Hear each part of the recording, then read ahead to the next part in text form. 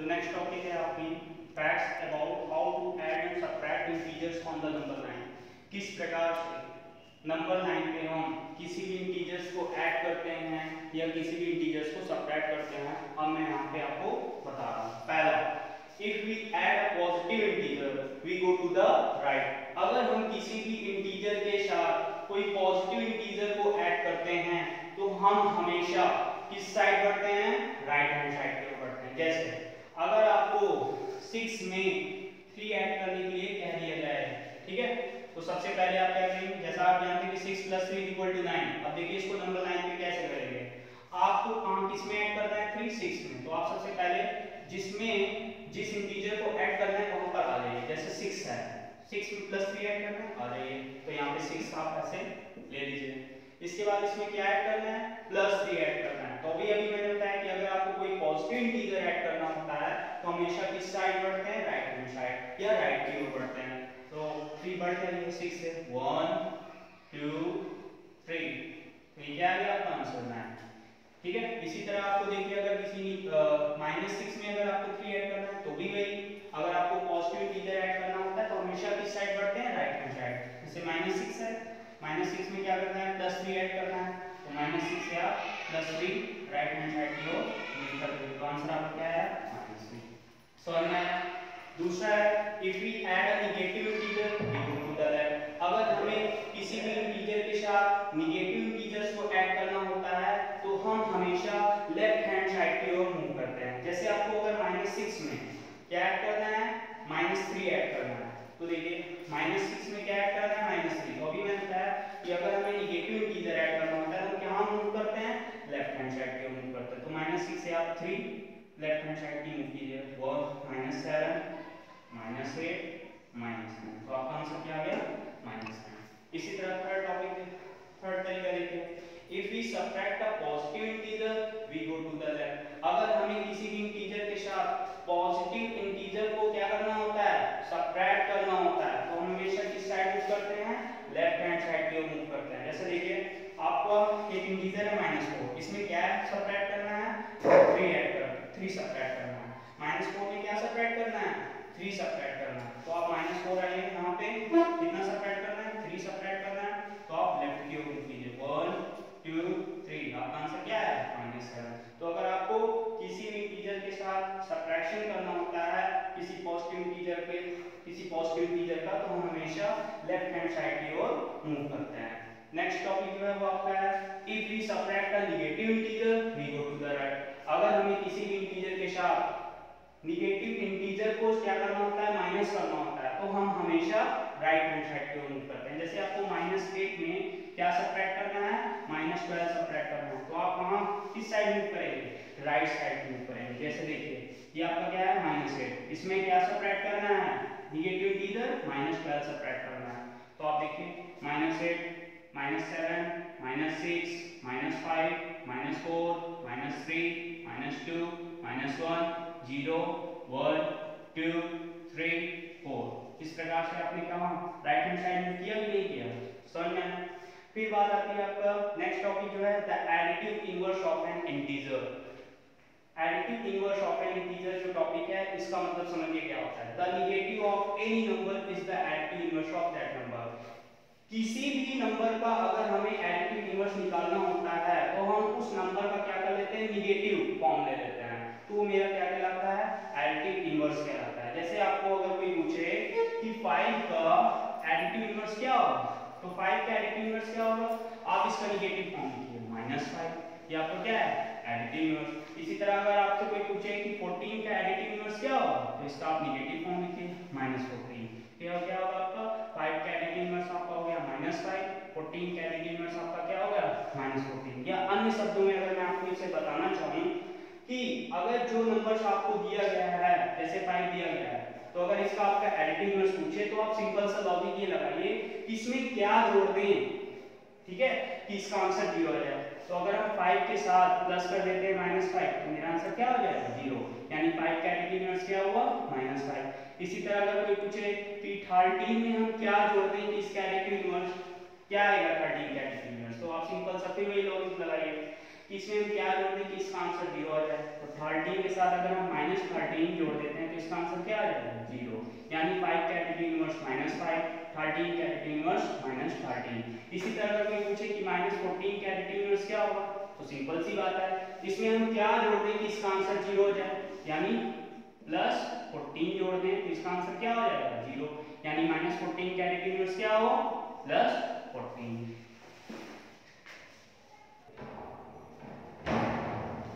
ये NCERT exercise 1.1 आपको मैं सॉल्व कराने वाला हूं। इसमें पहला जो क्वेश्चन है वो ये है कि following number line shows the temperature in degree Celsius at different places on a particular day। ये आपको नंबर लाइन दिखाया गया है, इसमें अलग-अलग जगहों का टेम्परेचर दर्शाया गया है, ठीक है। तो उस टेम्परेचर को आपको बताना है, ये आपका क्वेश्चन बुक में है, ठीक है।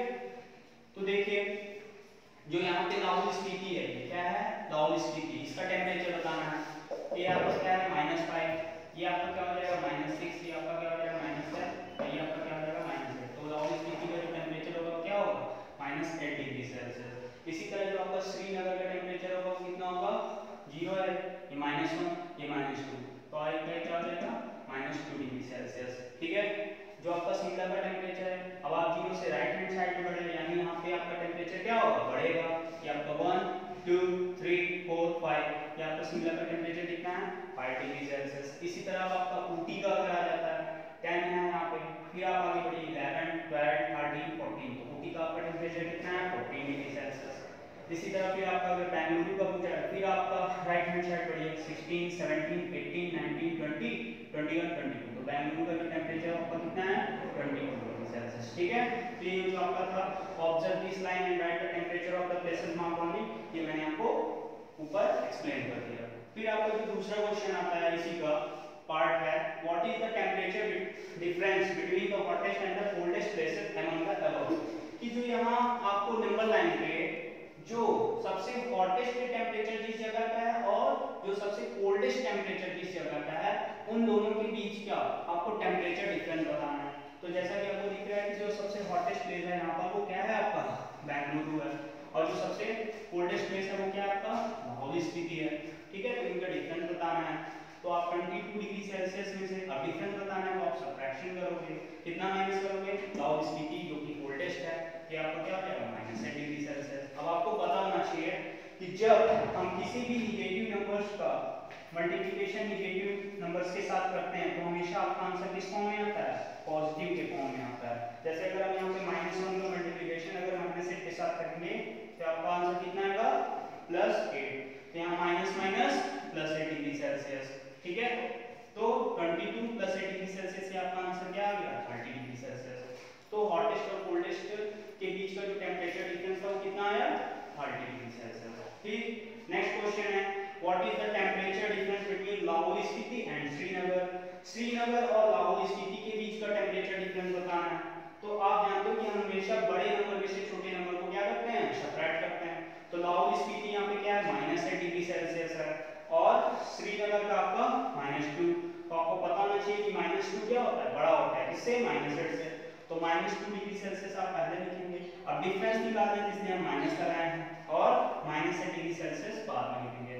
-2 डिग्री सेल्सियस को ऐसे ही लिख देना है, माइनस का मल्टीप्लिकेशन माइनस के साथ होता है क्या हो जाता है प्लस में, तो आपका होगा +8 डिग्री सेल्सियस माइनस प्लस। अब यहाँ आप समझिए अगर एक नंबर आपका माइनस में होता है और एक नंबर आपका प्लस में होता है तो हमेशा ध्यान रखिएगा आप क्या करेंगे सबट्रैक्शन करेंगे।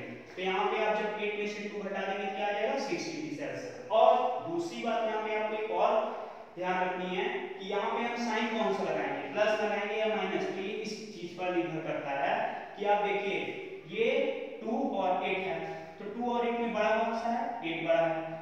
साइन को भूल जाइए थोड़ी देर के लिए, बस ये देखिए कि 2 और 8 में बड़ा कौन सा है 8 बड़ा है। अब 8 के साथ कौन सा साइन लगा हुआ है प्लस, तो आप यहाँ क्या लगाएंगे प्लस, तो ये आपका आंसर हो गया +6 डिग्री सेल्सियस। फिर नेक्स्ट क्वेश्चन आता है, कैन वी से temperature of Srinagar and Shimla taken together is less than the temperature at Shimla. पहला जो पार्ट है पे कह रहा है कि अगर हम श्रीनगर और शिमला का अगर टेम्परेचर हम एक साथ प्लस कर देते हैं तो क्या वो शिमला के टेम्परेचर से कम आएगा। तो चलिए देखते हैं, टेम्परेचर एट श्रीनगर को कितना है -2 डिग्री सेल्सियस, यहाँ भी देख लीजिए टेम्परेचर एट शिमला कितना है +5 डिग्री सेल्सियस। ठीक है, अब इन दोनों को आपको क्या करना है, प्लस करना है। तो temperature of Srinagar and Shimla taken together -2 degree Celsius +5 degree Celsius. Minus plus minus होता है, इसलिए हम 5 में से जब 2 घटाएंगे कितना आएगा, 3 डिग्री सेल्सियस। और साइन कौन सी लगेगी, 5 के साथ कौन सा -2 है, +5 है, इसका आंसर क्या आएगा, 3 डिग्री सेल्सियस। कैसे, देखिए अगर एक नंबर आपका निगेटिव में, एक नंबर आपका पॉजिटिव में, तो हम हमेशा क्या करते हैं, सबट्रैक्शन करते हैं। तो 5 में से 2 गया, 3 आ गया। अब आप थोड़ी देर के लिए साइन को भूल जाइए, तो देखिए कौन सा साइन, कौन सा नंबर बड़ा है, 2 बड़ा है कि 5, तो 5 बड़ा है। 5 के साथ कौन सा साइन लगा हुआ है, प्लस, तो यहाँ पे आपका क्या होगा, प्लस। आप यहाँ पे प्लस लगाइए या ना लगाइए, वो आपका क्या होता है, अंडरस्टूड होता है। तो यहाँ पे हम देखें अब नाउ, क्या 3 डिग्री सेल्सियस 5 डिग्री सेल्सियस से कम है, हाँ बिल्कुल है। अभी 5 डिग्री सेल्सियस टेम्परेचर किसका है, शिमला का है।